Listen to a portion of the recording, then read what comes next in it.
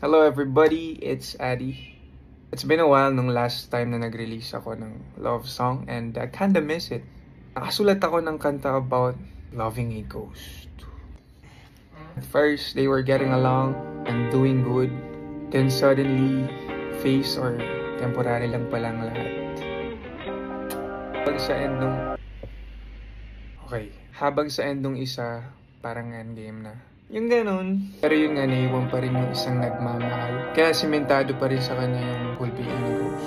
Sa uli, hinahanap-hanap pa rin niya yung presence niya kahit na hindi nag-end well.